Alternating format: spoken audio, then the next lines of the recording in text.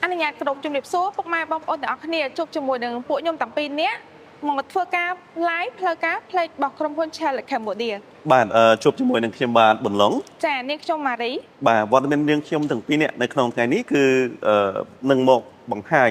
ในโปรโมชั่นพิเศษออปชั่นพิเศษก็โดยเฉพาะการพิเศษสำหรับนักนอกกันอมตุกขมกนี่บ้านไม่ไหนมาดิบ้านโอเค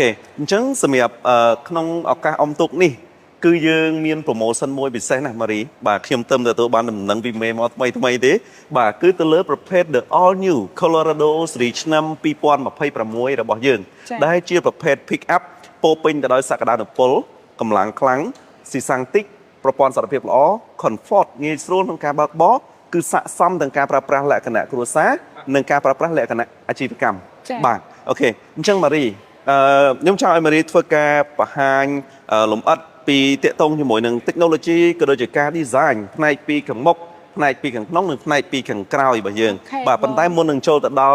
การประหารหลุมอัดนี้บ่าสมบูรณ์โอนต่างออกนี้เมตตาช่วยฝึกการจุดลายมวยจุดขมันมวยก็โดยจากการเสียมวยดำไปจากการเลิกจัดดอยังขยมต่างปีเนี้ยมีกำลังจัดของการฝึกการไล่ดำไปประหารปีหลักหลักไปเซ่ในร้านนี้จูนบอลโอนต่างออกนี้บ่าจึงตามบางคนสมัยมวยขมันมวยบ่ามีจำงานไอ้อาจจะการขมันในขังกราวบ้านบ่าหรือมวยก็ดับใบกันแต่เลือดอาจจะการชาร์จจบเพลย์เพลย์การแบบบอสเชอร์เลตแคมโบเดียแบบเยอะก็บ้านไหนบ่าจึงต่อมาดิยังเคยการดีไซน์ทำไมในเชอร์เลตโคโลราโดนี่คือเมื่อตั้งแต่ขณะทับโป๊ปิ้งแต่ดอยอำนาจเหมือนกันจึงมาที่ตัดช่วยประหารจริงเมื่อทับปีขมกนี่มีออปชั่นอะไรคลามีแหละขนาดไปใส่ไปคลามาดีบ่าจะมองแต่ต้องจมูกหนึ่งการดีไซน์ขนาดขังมกคือยังดีไซน์ม้าประเภทปลาหนาพลัวโตเล้อหนังทงกล่าวมวยเวนเตียแต่ต้องจมูกหนึ่งโลโก้ยังพองเมาขังมกแต่มาดองเมื่อเตอร์คือมีเพียบเตะเตียงสต็อกแอดเมื่อเตอร์คือออมนาคลังเหมือนเต้นให้ออมจมูกหนึ่งกรมเมเมื่อเตอร์มีเพียบสต็อกแอดคลังเหมือนเต้นประเภทลานพิกอัพนี้คือพวกไม้บอลปอนอันก็เลยเมื่อแต่ต้องจมูกหนึ่งการดีไซน์คือออมนาคือสต็อกแอดคลังเหมือนเต้นโอเคจังខ្ញុំក៏បានមានចំណាប់អារម្មណ៍ឃើញថាផ្នែកពីខាងមុខនេះគឺការ design នេះប្លែកពី pick up ផ្សេងៗនៅក្នុងទីផ្សារច្រើនមែនទែនបងប្អូនណាគ្នាទី1គឺតកតងជាមួយនឹងការ design ពោពេញទៅដោយក្រមមេទាំងអស់ផ្នែកពីខាងមុខនេះគឺស្ទើរតែមិនមានជ័រណាបងប្អូនខ្ញុំហ៊ាននិយាយថាស្ទើរតែមិនមានជ័របងប្អូននេះសូម្បីតែនៅប្រឡោះកណ្ដាលនៃក្រមមេនេះគឺយើងអូសមួយបន្ទាត់លាតមកគឺស្អាតមែនទែនសូម្បីតែប្រឡោះបាទ real ផ្នែកពីខាងមុខនេះក៏យើងបំពាក់ទៅដោយក្រមមេជាមួយនឹងសារធាតុបែបសេរ៉ាមិកដែរបាទអត់មានជ័រទេមើលទៅគឺលក្ខណៈថាបែបចាំងស្អាតហើយអ្វីដែលខ្ញុំស្រឡាញ់បំផុតនេះផ្នែកពីអង្គមនេះបងប្អូនបាទមើលមកគឺលយកាលីបបែប sport បន្ថែមជាមួយនឹង sensor ដល់ទៅ4គ្រាប់ជាប់ជាមួយនឹងអំពូលគុជជាប្រភេទ dynamic LED មានសមត្ថភាពក្នុងការទម្លាក់តម្លើង pha code ដល់ទៅ4កម្រិតអ្វីដែលពិសេសនោះគឺមានជាមួយនឹងគុជដល់ទៅ2គ្រាប់ខាងលើនិងខាងក្រោមដូច្នេះសម្រាប់ការបើកបរមិនថាក្នុងកលៈទេសៈផ្លូវបែបណាការឡើងភ្នំចុះភ្នំធ្លាក់អាប់ឬមួយក៏កម្រិតបែបណាក៏ដោយគឺរថយន្តនេះគឺអាចជំនះបានគ្រប់ឧបសគ្គតែម្ដងណាបងប្អូនបាទអញ្ចឹងសម្រាប់ផ្នែកពីខាងមុខគឺមានការ design នេះគឺស្អាតមិនត្រឹមតែស្អាតគឺវា unique ប្លែកគេលក្ខណៈបែប premium ទៀតផងបាទអញ្ចឹងយើងនិយាយពីផ្នែកពីខាងមុខនេះម៉ារីយើងចូលទៅដល់ម៉ាស៊ីនបន្តិចទៅបាទអញ្ចឹងសម្រាប់ម៉ាស៊ីនស៊េរីថ្មី Colorado នេះគឺយើងប្រើម៉ាស៊ីន Dynamic ជាប្រភេទ diesel មួយក៏ប្រភេទ Mazut ដែលយើងមានការជំនួយដោយ turbo អ្វីដែលពិសេសលើសគេនៅក្នុងទីផ្សារប្រភេទម៉ាស៊ីនចំនួនថ្មីនេះយើងមានជំនួយទៅដោយប្រាជ្ញាសិប្បនិម្មិតឬមួយក៏យើងនិយាយថា AI នឹងឬមួយក៏ intelligent អញ្ចឹងនៅក្នុងការស៊ីសាំងសំទោសនៅក្នុងការស៊ីប្រេងឥន្ធនៈរបស់វាគឺមានលក្ខណៈថាសន្សំសំចៃដោយសារហេតុអ្វីយើងមានបច្ចេកវិទ្យាថ្មីដើម្បីជំនួយបាទអញ្ចឹងនៅលើ AI នេះម៉ារីយើងតែងតែឃើញភាគច្រើនមាននៅលើទូរស័ព្ទគ្រឿងអេឡិចត្រូនិកនៅក្នុងការប្រើប្រាស់ក្នុងផ្ទះផ្សេងៗណាតែអត់ទេឥឡូវនេះ Colorado របស់យើងក៏មានមកដែរជាមួយនឹងម៉ាស៊ីនថ្មីនេះយើងអាចបង្កើនកម្លាំងសេះបានខ្ពស់ជាងមុនដល់ទៅ208 HP ជាមួយនឹង Newton Meter ដល់ទៅ520 Newton Meter នោះជាប់ជាមួយនឹងប្រអប់លេខដល់ទៅ8វគ្គ Dual Clutch Automatic មានសមត្ថភាពក្នុងការជំនះគ្រប់ឧបសគ្គជាមួយនឹងប៉ុង2 Selectable ទៀតអញ្ចឹងសម្រាប់ការបង្ហាញទៅលើប៉ុងនេះខ្ញុំនឹងធ្វើការបង្ហាញនៅផ្នែកពីខាងក្នុងអញ្ចឹងទៅតងជាមួយនឹងម៉ាស៊ីនថ្មីនេះកម្រិតនៃការស៊ីម៉ាស៊ូតគឺតិចខ្លាំងមែនទែនត្រឹមតែបាទ7លីត្រទៅ7លីត្រកន្លះបាទហើយម៉ាស៊ីនម៉ាស៊ូត 2.8 បងប្អូន4សីឡាំងប្រភេទ turbo ទៀតហើយកម្រិតនៃការស៊ីម៉ាស៊ូតប៉ុណ្នេះគឺវាពិតជាតិចខ្លាំងនៃការបងប្អូនផ្លូវវិញត្រឹមតែ60,000 រៀលប៉ុណ្ណោះនៅក្នុងមួយឆ្នាំអញ្ចឹងការអន្សំចៃគឺពិតជាល្អខ្លាំងណាស់សម្រាប់ Chevrolet Colorado ស៊េរីថ្មីរបស់យើងបាទអញ្ចឹងតោះកលេចមកមើលការ design ផ្នែកពីចំហៀងវិញបាទម៉ារីយើងអាចបង្ហាញ ទស្សនិកជនក៏ដូចជាអតិថិជនរបស់យើងឲ្យបានឃើញទៅហើយវាមានលក្ខណៈពិសេសអ្វីខ្លះបាទ ចាតើតោងជាមួយនឹងផ្នែកពីចំហៀងបងប្អូនអាចកលេចមើលយ៉ានកង់គឺយើងផុសជាមួយនឹង logo Chevrolet ដូចគ្នាដែរតើតោងជាមួយនឹងទំហំយ៉ានកង់យើងប្រើជាទំហំ18អ៊ីនមាន sensor វាស់សម្ពាធខ្យល់កង់ដូចគ្នាការ design គឺរូបរាងគឺស្រស់ស្អាតសមជាមួយនឹងឡានតែម្ដងបាទអូខេអញ្ចឹងមើលទៅទី1តាក់ភ្នែកដំបូងគេហ្នឹងគឺតាក់ទងជាមួយនឹងយ៉ានកង់អាលុយមីញ៉ុមមានទំហំដល់ទៅ18អ៊ីនដែលមានសមត្ថភាពក្នុងការទ្រទម្ងន់ដល់ទៅ3តោននៅក្នុងការអូសដងនិងការដឹកដល់ទៅ1តោនកន្លះហើយបន្ថែមពីនោះសម្រាប់យ៉ានកង់នេះគឺឃើញថាស្អាតជាមួយនឹងតាំបួបាទមើលទៅគឺលក្ខណៈថា clean គុណភាពរបស់សហរដ្ឋអាមេរិកបាទតាគេកង់6ស័ក្តិសមជាប្រភេទ pick up មហាកម្លាំងមែនបាទអញ្ចឹងតើតោងមួយផ្នែកពីចំហៀងនេះខ្ញុំក៏ចាប់អារម្មណ៍មួយទៀតដែរបងប្អូនបាទនេះអាចកលេចមកឲ្យគិតបន្តិចគឺជាមួយនឹង logo បាទ High Country ឬមួយក៏ Top Spec Top Level របស់យើងបាទអញ្ចឹងតើតោងជាមួយនឹងការ design នេះ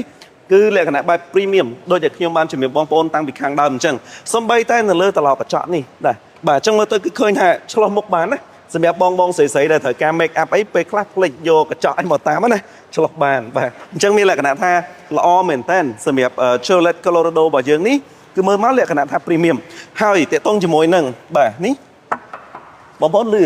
អានេះគឺជាប្រភេទដែកសុទ្ធតែម្ដងដោយអត់មានជាមួយនឹងចូលស្វិតដូច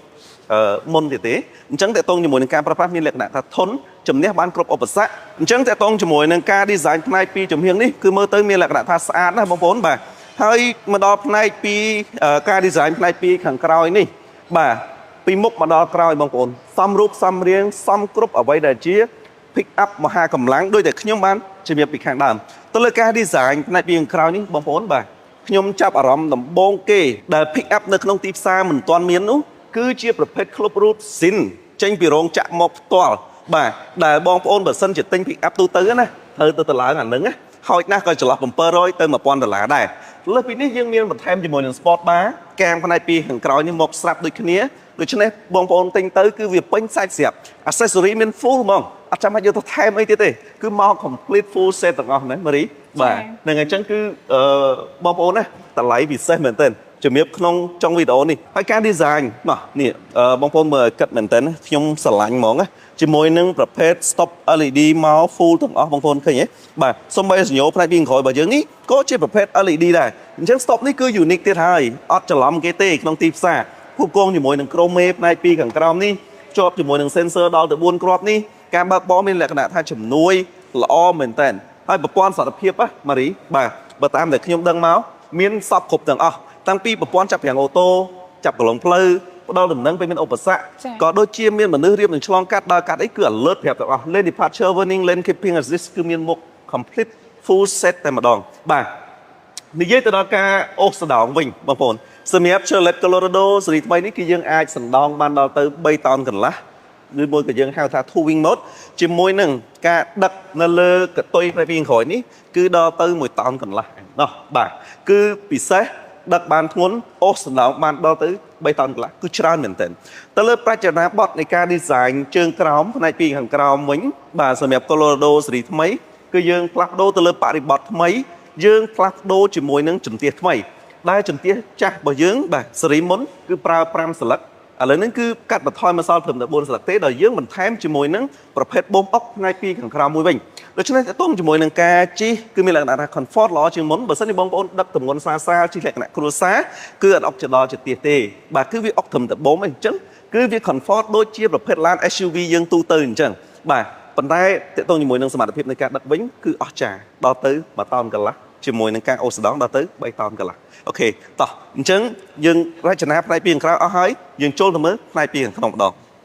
បងប្អូនតាគ្នាសម្រាប់ផ្នែកខាងក្នុងអ្វីដែលខ្ញុំចាប់អារម្មណ៍ជាងគេចូលមកគឺដូចជាប្រភេទឡាន SUV តែម្ដងបើសម្រាប់ពីផ្នែកខាងក្រៅជាប្រភេទឡាន pick up ប៉ុន្តែចូលមកផ្នែកខាងក្នុងដូចឡាន SUV អញ្ចឹងតកតងជាមួយនឹងការ design ផ្នែកខាងក្នុងក៏ខ្ញុំចាប់អារម្មណ៍ខ្លាំងជាងគេតកតងជាមួយនឹងកៅអីយើងប្រើជាប្រភេទកៅអីពូកស្បែកលាយពណ៌ហើយមួយទៀតគឺយើងប៉ាក់ជាមួយនឹង logo High Country មកតែម្ដងអូខេដែលបង្ហាញពី full option របស់យើងបាទចាំម៉ារីហេតុអីបានយើងនិយាយថាឡាននេះវាទំនើបដូច SUV ម៉ារី ចាំបងដោយសារតែចូលមកផ្នែកខាងក្នុងយើងអត់ដឹងថាយើងលើនេះពងតាំងអង្គុយលើ SUV ឬក៏ pick up ទេ អូខេដោយសារការ design បែបមិនដែរម៉ារីមើលទៅដោយសារយើងពាក់ option អីខ្លះការ design មកជាប្រភេទ SUV តែម្ដងតកតងជាមួយនឹងអេក្រង់កំសាន្តយើងមានរហូតដល់ទំហំ11អ៊ីងមានតកតងជាមួយនឹង option អាចភ្ជាប់ Apple CarPlay ក៏បាន Android Auto ក៏បានដែរអញ្ចឹងគឺងាយស្រួលខ្លាំងមែនទែនសម្រាប់ option តកតងជាមួយនឹង Digico យើងប្រើជាប្រភេទDigico Electronic តឹងធូរតាមល្បឿនហើយមួយវិញទៀតគឺយើងមានប្រព័ន្ធសុវត្ថិភាពប្រព័ន្ធកលៀតសុវត្ថិភាពតកតងជាមួយនឹង speed តកតងជាមួយនឹងការសេតល្បឿនគឺយើងមានមកគ្រប់សពតែម្ដងចា៎តកតងជាមួយនឹងផ្នែកកៅអីខាងតកង់គឺយើងអាចកំណត់បានរហូតដល់6របៀបបងអូតូដល់6របៀបចាបងអូខេគឺលុយមែនតើបងប្អូនបាទស្ដាប់ម៉ារីបរិយាយមកគឺមានគ្រប់សពទេបងប្អូន SUV មកល្មមអត់ប្រហែលទេណាយើងទទួលបានទាំងអស់តាំងពីចកោតភ្លើងក៏អីចុចអេក្រង់ថាច់ធំដល់ទៅ11អ៊ីងកុងទ័រ Digital 8អ៊ីងប្រព័ន្ធវាស់សម្ពាធខ្យល់កង់សារថ្មអត់ខ្សែបាទក៏ដូចជាមុខងារផ្សេងទៀតសំខាន់ការ design ជាមួយនឹងពុកស្បែកនេះគឺស្អាតមែនតើបងប្អូនបាទគឺជាប្រភេទពុកស្បែកសុទ្ធទាំងអស់ជាប់ជាមួយនឹងការឡាយពីរពណ៌មើលទៅគឺលក្ខណៈថាតាក់ទាញអង្គុយកដោខ្នងស្រួលមែនតើអញ្ចឹងសម្រាប់ផ្នែកពីខាងក្នុងនេះសម្រាប់បងប្អូនដែលស្រឡាញ់ប្រភេទ SUV តែចង់បានជាប្រភេទ SUV ដែលដាក់កើតណាបាទអញ្ចឹងអាចមើលជាប្រភេទ Pick Up Colorado ស៊េរីថ្មីរបស់យើងនេះបានអញ្ចឹងបងប្អូនសម្រាប់ផ្នែកពីខាងក្នុងនេះបងប្អូនស្រឡាញ់ភាពទំនើបគឺអត់ខុសទេហើយជាចំណុចមួយដែលពិសេសមួយទៀតគឺតាក់ទងជាមួយនឹងផ្នែកពីខាងក្រោយអញ្ចឹងពាក់ព័ន្ធទៅនឹងផ្នែកពីខាងក្រោយនេះអ្វីដែលពិសេសហ្នឹងបាទគឺខ្ញុំអាចអង្គុយមកទលាយស្រួលបងប្អូនដែលខ្ញុំចង់និយាយថាសម្រាប់ប្រភេទ pick up ផ្សេងណាគឺងាយនឹងទើសជើងមែនតើគៀកជើងខ្លាំងណាប៉ុន្តែសម្រាប់ Colorado គឺអត់ទេបាទនេះខ្ញុំដាក់សល់មកចង្អាមទៀតហើយខ្ញុំមានជាមួយនឹងបាទអាមរេសដែលយើងអាចកល់ដៃបែបនេះជិះផ្លូវឆ្ងាយផ្លូវជិតគឺមានលក្ខណៈថាស្រួលខ្លួនដោយសារ pick up នេះគឺប្រើជើងក្រោមថ្មីទន់ស្រួលនៅក្នុងការជិះលក្ខណៈ comfort លក្ខណៈបែបដឹកលក្ខណៈបែបប្រើគ្រួសារក៏បានអាជីវកម្មក៏បានដែរអញ្ចឹងនេះគឺជាចំណុចដែលពិសេសមែនទែនសម្រាប់ Chevrolet Colorado ស៊េរីថ្មីរបស់យើងតោះអញ្ចឹងឥឡូវនេះយើងដល់ចំណុចពិសេសហើយដែលយើងនឹងនិយាយគ្នាអំពីការបង់រំលោះនិងតម្លៃដែលផ្ដល់ជូនពិសេសមុនឱកាសអុំទូកនេះតោះបងលើថាបងមាន promotion ពិសេសសម្រាប់ប្រភេទ Land Colorado បានម៉ារីដូចតែបានជំរាបពីខាងដើមអញ្ចឹងសម្រាប់ Chevrolet Colorado ឥឡូវនេះណាបាទយើងមាន promotion ពិសេសអញ្ចឹងតម្លៃដើមរបស់យើងគឺ$52,000ឥឡូវនេះនៅសល់ត្រឹមតែ$49,999 តែប៉ុណ្ណោះនេះគឺជាតម្លៃហុងស៊ុយដែលបងប្អូនអាចធ្វើការសម្រេចចិត្តទិញយកទៅជិះឥឡូវនេះរថយន្តមាននៅក្នុងស្តុកស្រាប់មានគ្រប់ពណ៌ទាំងអស់មិនថាសខ្មៅទឹកប្រាក់នេះប្រផេះឬមួយក៏ Sky Blue គឺយើងមាននៅក្នុងស្តុកគ្រប់ពណ៌ទាំងអស់ទៅតាមតម្រូវការរបស់បងប្អូនអ្នកគ្នាក៏ប៉ុន្តែសូមបញ្ជាក់ជូនថាចំនួនដែលយើងមានផ្ដល់ជូននេះគឺពិតជា limit មានកំណត់ខ្លាំងមែនទែនជាមួយនឹង promotion ពិសេសទី2ទៅលើការបង់រំលោះសម្រាប់អតិថិជនដែលមានបញ្ហាទៅលើ CBC បាទគឺជា option មួយដែលពិសេសខ្លាំងហើយមិនមានទេនៅក្រុមហ៊ុនឡានដទៃដែលអតិថិជនអាចបង់រំលោះបានទាំងដែលមានបញ្ហាទៅលើ CBC ខូច CBC ឬមួយក៏មានបញ្ហាទៅលើ CBC ណាបាទនៅលើចំណុចមួយនេះគឺមានអត្ថប្រយោជន៍ពីរមកនេះសម្រាប់បងប្អូនដែលត្រូវការទុក credit សម្រាប់ loan ធំគាត់អត់ចង់ពាក់ព័ន្ធមួយ CBC ក៏អូខេសម្រាប់អតិថិជនដែលគាត់ធ្លាប់មានប្រវត្តិមានបញ្ហា CBC ក៏អូខេការចូលរួមត្រឹមតែ20%ប៉ុណ្ណោះឬមួយក៏ស្មើនឹង$9,999ទេបាទគឺអាចធ្វើការដកឡាននេះយកទៅប្រើប្រាស់បានយ៉ាងងាយស្រួលតែម្ដងលក្ខខណ្ឌពិសេសនេះការបង់ផ្ដាច់នឹងឡើងដើមមិនមានការផាកពិន័យចាប់ពីខែទី6ឡើងទៅឯកសារតម្រូវគឺងាយមែនទែនតម្រូវត្រូវមានតែ4ទេជីកូទី1គឺស្ពើគ្រួសារ copy ទី2អត្តសញ្ញាណប័ណ្ណ copy ទី3ប័ណ្ណបើកបរនិងទី4គឺឯកសារលាយលក្ខដែលបញ្ជាក់ពីចំណូលរបស់យើងបាទអូខេនេះគឺជាការបង់រំលោះដែលពិសេសយើងធ្វើជាមួយនឹងដៃគូសហការរបស់ក្រុមហ៊ុនផ្ទាល់បាទទី2សម្រាប់ការបង់រំលោះជាមួយនឹងដៃគូធនាគារបងប្អូនមានលក្ខណៈកាន់តែងាយស្រួលអាចធ្វើការបង់រំលោះសុទ្ធក៏បានចូលរួមមុន10%ក៏បាន20%ក៏បាន30%ក៏បាន40%ក៏បាន50%ក៏បានរយៈពេលមានពី1ឆ្នាំរហូតដល់ទៅ9ឆ្នាំឯកសារដូចជម្រាបជូនពីខាងដើមអញ្ចឹងសម្រាប់បងប្អូនដែលមានតម្រូវការអាចធ្វើការស្រូលតាក់ទងមកផ្នែកលក់របស់ក្រុមហ៊ុន Chevrolet Cambodia ផ្ទាល់នៅទីសហការដែលមានបណ្ដោយដែលមានទីតាំងនៅបណ្ដោយផ្លូវសហព័ន្ធរុស្ស៊ីស្ថិតនៅក្នុងកាត់ទឹកថ្លាបើសិនជាបងប្អូនមកពីកណ្ដាលក្រុងយើងចុះពីស្ពាន7មករាមកប្រហែលជា500ម៉ែត្រនៅខាងស្ដាំដៃឬមួយក៏អាចធ្វើការ comment អាចធ្វើការឆាតចូល page ផ្លូវការរបស់ Chevrolet Cambodia នេះក៏បានដែរបាទអញ្ចឹងឃើញថាវត្តមានរបស់យើងខ្ញុំទាំងពីរនាក់នៅក្នុងថ្ងៃនេះបាទខ្ញុំបាទប៊ុនឡុងនាងខ្ញុំម៉ារីបាទសូមអរគុណសូមជម្រាបលា